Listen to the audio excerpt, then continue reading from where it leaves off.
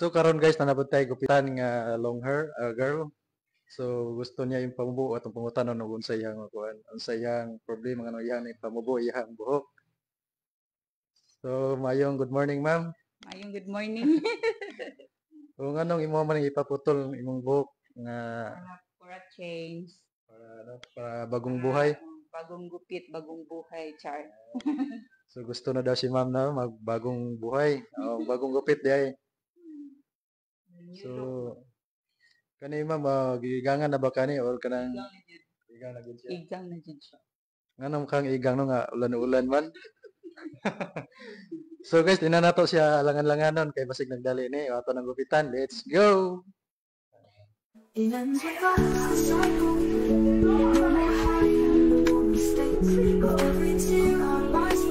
So, di na ito maglangat o ni Sugda nagupit kay excited siya sa iyang buhok or magwapa ba siya ni or magwapo.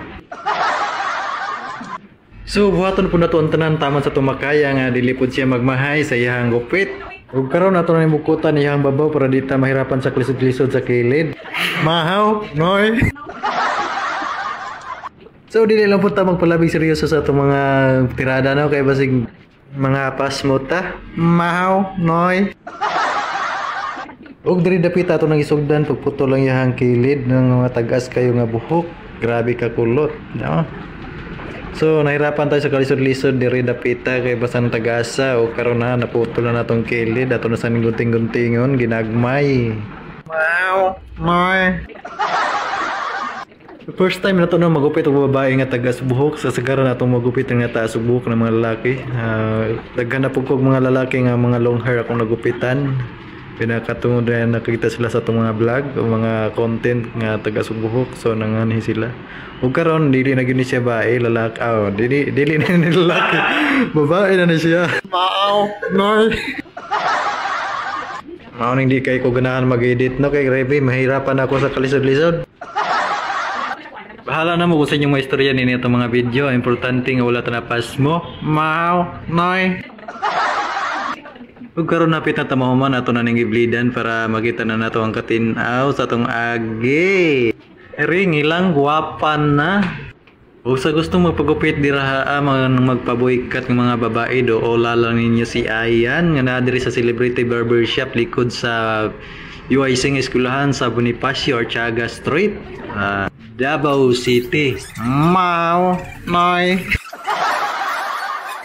Gamay lang yung kulang, hapit at tamaman, abangin ninyo ang bagong resulta o bagong mukha sa ato ang client nga nagpaboykat. Excited na sila.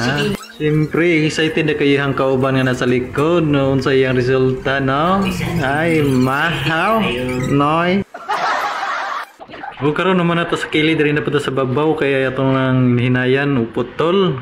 Ug karon makita na ginato niyang result tumunsan na ba niya ang porma ni musamot man ni siya kagwapa or musamot ani kagwapo. Mahaw, noy. This portion is brought to you by Tandaway. Mayroon ka nito, hubog kalitso. Dito hindi tama palabig seryoso kay basig matigaw ang tagsayo. Tobig. Mahaw. So kadiri ang dapita guys ato na nang ipinisingan ipangwa na nato ning labaw-labaw diri asim aron hapsay og straight ang atong pananaw no kay ay may mga labaw-labaw masangit man atong pananaw manang straight to the point hamis walay pakay.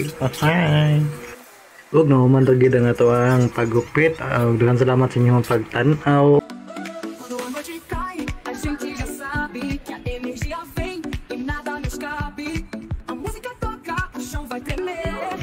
Nesse ritmo quente, não dá pra esquecer.